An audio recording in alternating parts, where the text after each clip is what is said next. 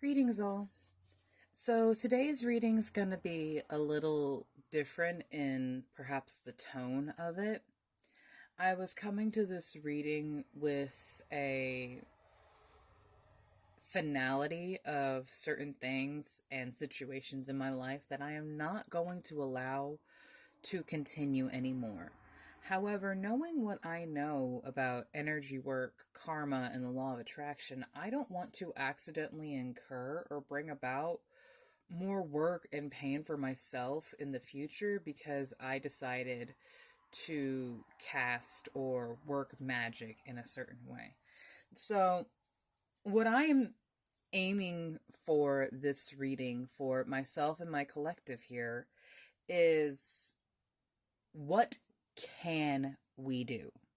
And I'm going to do my best to find an explanation in the things that seem very generalized when we ask this question. For example, the two cards that came out in the pre-shuffle that I felt the need to linger. Reframe, this is happening for me, not to me. So this takes away the victim mentality that we feel so very often in these situations. But we feel that because we want our pain recognized. We want what we went through in that experience to be validated, because otherwise it just feels like we went through that for absolutely nothing. The other card that came out was the Yogi of 285 Hertz. Now, this is a gorgeous deck, but I have to refer to the book to it a lot. And the preface or the paragraph that was related to this card spoke about how there is a realignment and it is not happening in the divine timing that you feel it should. And this is what I mean by the frustration of the generic sayings. If you've been reading cards or you've had cards read or you're in the community at all, you know that you have heard that in every other video. Trust spirit, have faith in spirit, have faith that it will happen in divine timing. But guess fucking what? We are still here in the pain of it, in the frustration of it, and I would like some goddamn answers. And so, we're clarifying what I said to spirit before I started this. I am not looking to invoke anger. I am not aiming to harm anybody. I just genuinely need out of a situation, and I have exhausted every other opportunity. So I am pleading. Spirit, yes, my head is tingling, and I'm going to take off my silk cap so that the open channel to my crown is clear. Spirit, I am pleading with you. What can we do? Is there a point or relevance to us working magic? That is one thing that I specifically want to ask. Is there a relevance to us working magic for this situation? Whatever it is. We have a new moon coming up. I believe it is a new moon in Aries. I don't know where my journal is right now. But this new moon is... new moons are about release. New moons are about going into the shadow, into the darkness. And that's one of the reasons why I grabbed this particular Oracle deck. It's one that, even, as I just picked it up, I don't think it's ready to talk yet, but I just wanted to preference that the messages from this are very hard-hitting. You can even see in how these fell down. Your body language says so much. In that moment, I didn't care. So, I don't feel like that's quite ready to speak to our message here. But there is something about how people present themselves and their level of empathy. So I feel like I want to pull another from the White Light Oracle. Spirit, please enter the luminous heart of the sacred within me. May I understand where I need to put my energy to escape my perpetuity. Cupido Dissolvio. If I remember correctly, I've gotten this card before, and it has something to do with love. Let me find the the page. There we go.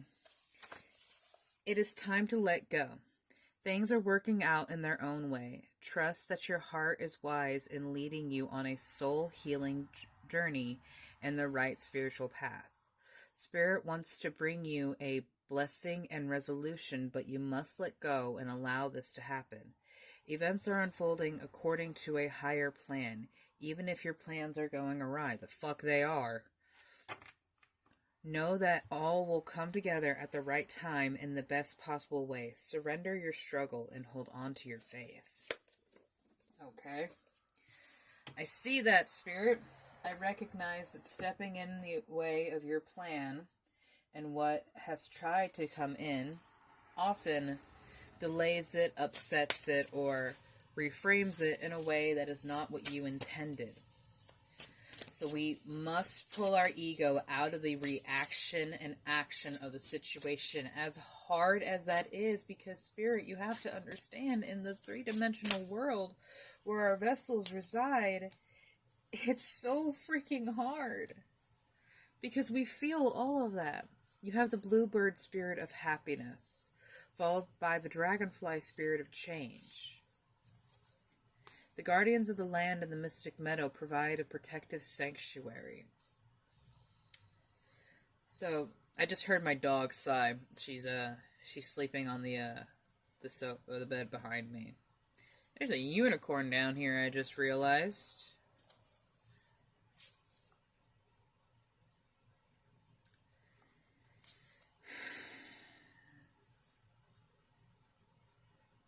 I feel so caught and torn between things.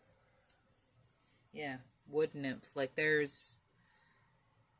like how some women revert to a form where they don't take care of themselves because their beauty was too attractive and too amorous that people couldn't control themselves. So to protect herself, the woman makes herself less appealing. And there's a magic to your playfulness, there's a magic to your energy, and that comes out when you express your happiness. I almost feel like this is a moment where toxic positivity would have a benefit, because whoever this is in your life that is making you feel this oppressed and this weighed down and exhausted, they don't care how you feel. Actually, I do want to pull from this now. Spirit, I see that there is something we must detach ourselves from, and it will bring us the happiness and the change that we have been wanting. It provides the protection that we are desiring. But Spirit, okay. Stop whinging. Stop whining. Stop complaining. You came here for a message. Stop turning it all around. Okay. Getting scolded over here. I am not coming back. The fuck yeah, we're not. You're leaving that situation. I couldn't tell you face to face. Someone was a coward. Someone was a coward and did not want to admit their mistakes. Yeah, this came out with a pre-shuffle. I really don't know you. This person does not know you. And you don't know this person because you were living with a phantom of the other. I hope I will see you again sometime in reverse. Now, this is something that ends with finality, and that's even what I said when I started this. I was like, I'm starting this feeling a sense of finality. Okay, interesting. Oracle of the Universe. What is this finale being triggered by? What is the catalyst to this? Thank you. Wow. That shot all the way across and went straight down the edge of the desk. Self-trust. Oh. So in reverse, you haven't been able to trust yourself or felt like you were in a space to trust yourself. Probably because whoever this was made you question who you even were, because you didn't know them in the situation, they didn't know you in the situation, and you probably didn't even know yourself. Not truly. You knew a version of yourself that you had to be. You knew a version of yourself that they were trying to make you to be. Retribution, Scorpius in reverse.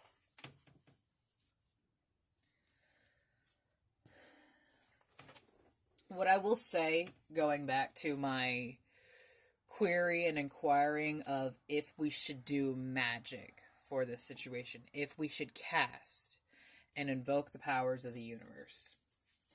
Self-trust came out in reverse, and I'm seeing this blue band around her throat.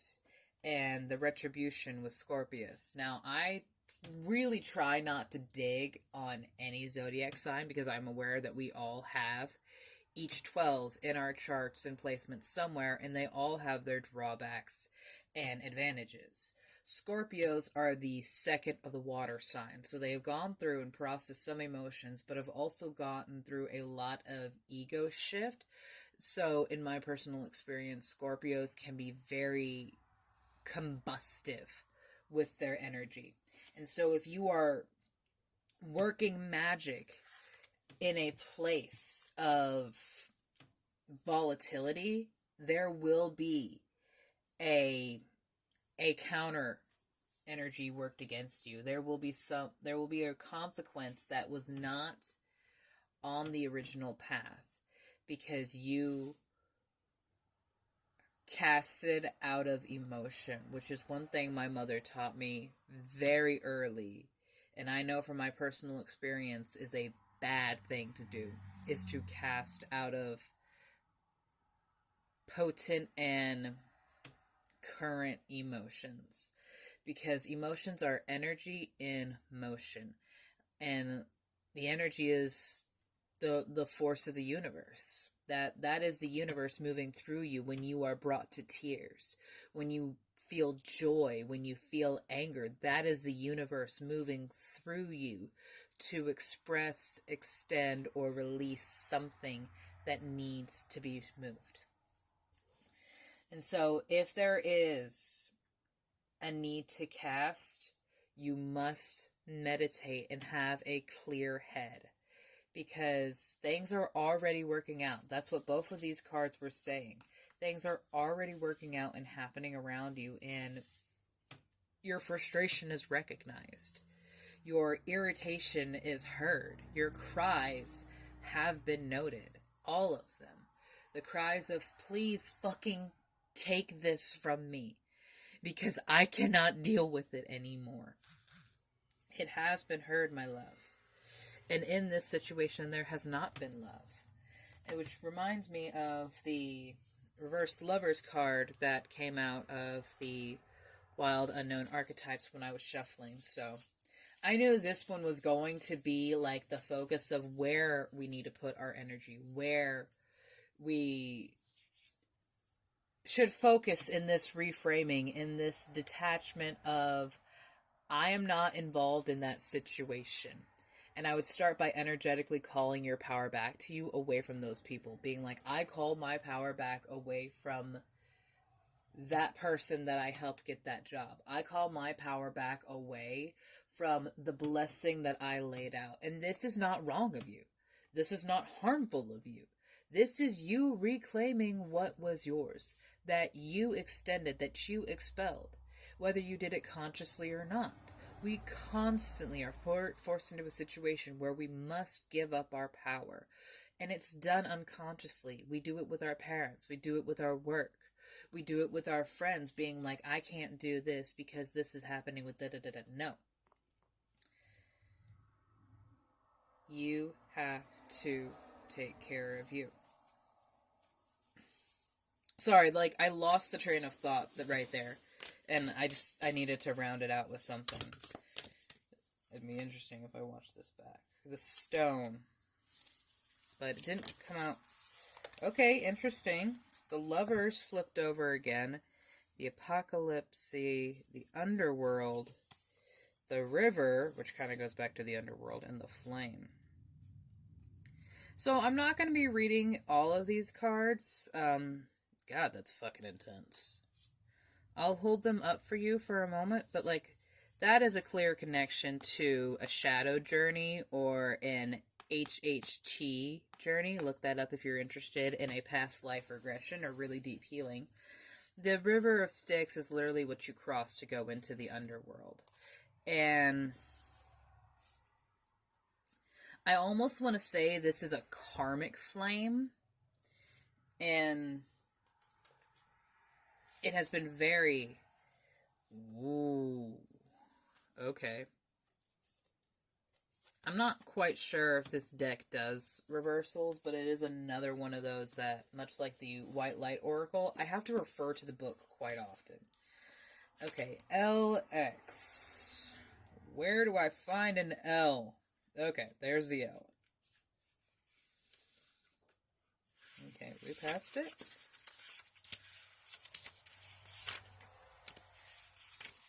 Okay. Before the first kiss, the air is electrified. Each breath is alive with possibilities and magic. What will their lips be like? Their tongue? Do they want me in return? This archetypal energy of the kiss is the heightened sensation of merging with other, of letting in what was moments ago separate. The two become one. It is risky but beautiful business. These moments forever change us as we move past the solitary self towards union and acceptance. This card suggests true intimacy is around the corner, which requires bravery and surrender, which goes back to the message that was going on here, is surrender your need to be in control of a situation that's falling the fuck apart. Yes, it may affect you personally, but if you are not the one that is instigating it, you cannot attach yourself or your energy any more to the situation than what it is already, because it will continue to drain from you.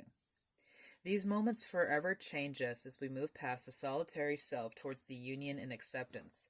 This card suggests true intimacy is around the corner, which requires bravery and surrender. When the kiss takes a non-human form, it may be experienced as touching the sacred, hearing the whisper, or being graced by a divine being. You will recognize the presence of the kiss by cold chills and an awakening of the heart. It references Andy Warhol's 1963 film, Kiss. Now, I've never seen that, but that is interesting. Write down the story of your first kiss. What was changed in that moment? That's interesting. Thinking back to mine, it was my boyfriend at the time in high school. I have a lot of regrets about this relationship and this person, but I learned a lot. I'd say what changed during the kiss was the preconceived notion and like hype energy that was played into it. It truly can be a sweet experience, and this pile over here just shifted. Like it shifted a little. That's interesting. Oh, the self. There's often a lot of stigma and hype around that initial first kiss that it had, and the often this feeling of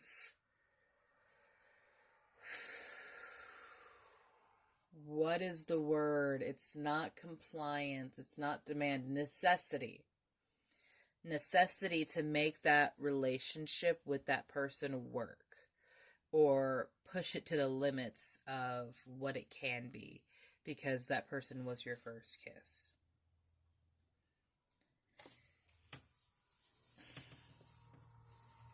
And then this was moving as I was talking about it.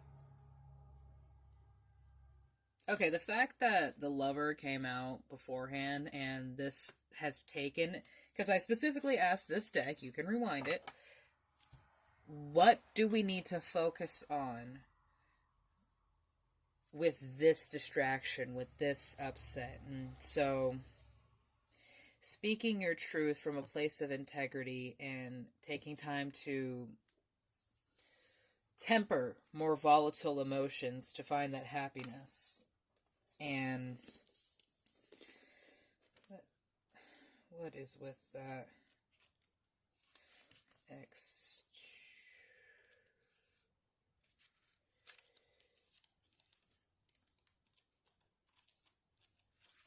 Okay, there we go. The siren is the one right after that. That's noteworthy. And so, no, these do not have reversals. The heart, the beloved, the devoted. Pulsing through the heart of the lover is gratitude. The lover appreciates and experiences the world through senses, reveling in beauty, song, art, music, sense, and sensuality. Why did my throat get caught up on art? So some of you might have a talent or something that you're not sharing with the world. Maybe someone you loved or someone you were close to said you had to sacrifice that for them, or that it would some way make them inadequate or something. I don't know. People are stupid. This energy awakens at the tip of our tongue when we taste the sweetness of honey, the kiss of a lover, or the gentle speak in the words to a child. That's interesting. I put honey in my oatmeal this morning. No, it was agave nectar, which is sweeter than honey. The lover lingers in foreplay, aroused not by the getting there, but by the slow merging of the self and other. This energy is usually experienced for short periods of time, as in order to feel it, we must fully be present and awake, with no expectations or rules of what should be. Rather, the lover is in awe of what the world presents, reveling in glorious details, grateful to savor every last drop of life's offerings.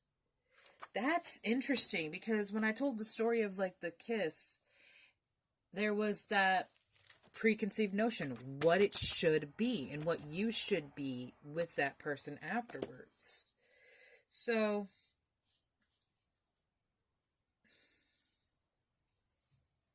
apocalypse, underworld, river, and flame. I would say it's safe to bet that both you and this person have seen your fair share of hell on earth, and you have a different definition. Like, I was just talking to a girl that just moved into the house next door to me. She's like younger than me, but she was able to buy this house outright. And she was telling me about like the stuff that she found when she lived in there, or like when she moved in, and like the stuff the people that left behind. People that left behind there. And I was telling her about like yeah, when I first moved in, I had this, and this, and like one of the things she said was just like, I have stories, and I thought that was noteworthy. I am so proud of you, Gemini, Salt Bath. So the way that came out, because the Gemini and the Salt Bath card were faced against each other with the I'm so proud of you. Sorry, it was off camera. I'm still getting used to these camera angles. I feel like that is a particularly cheeky person on my spirit team. Yes, I see you. Okay. Do you want to talk through the cards here? Okay, so a specific member of my team is speaking through the cards. Virgo. Okay. Roses and on. So, this does say no. But it came out like on. And these two came out together while I was pre-shuffling. What I see with this Virgo in reverse is that the Virgo is referred to as the innocent and pure maiden. They are the first of the zodiac signs to be actualized into a person because they have gone around the wheel enough times and experienced enough things to be a developed enough soul to have an ego at that point. I think this is confirming what I was saying about this person has seen their own shit. This person has seen their own battles and stuff. Spirit, can I please get a message from this person? What I understand you better now in reverse. What did you want from me? And we are more alike than I admit. So, I almost feel like there might be an initial combative feeling between you and this individual, like the clashing of egos. And that occurs very often, especially amongst the spiritual community, because we are in a constant state of work, and someone's work looks different to ours. And even in a state of healing, thank you, Bone Collector, for coming out. Even in a state of healing, it feels like someone at a different point is almost insulting to us. And I don't think that this is something that we think of consciously. The Bone Collector is here to help guide you through the stormy fields. This is your inner shaman. This is your guide and matron priestess to heal you, because they have gone through the stormy fields. They have faced their own shadows. Much like us, much like this person, they have faced something difficult and hard. And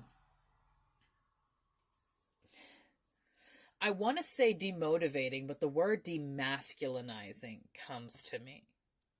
So, again, with the Virgo being the maiden, there are not the Virgo that I know personally, but there are Virgos that are born male that don't connect to their sign simply because it is presented as a woman.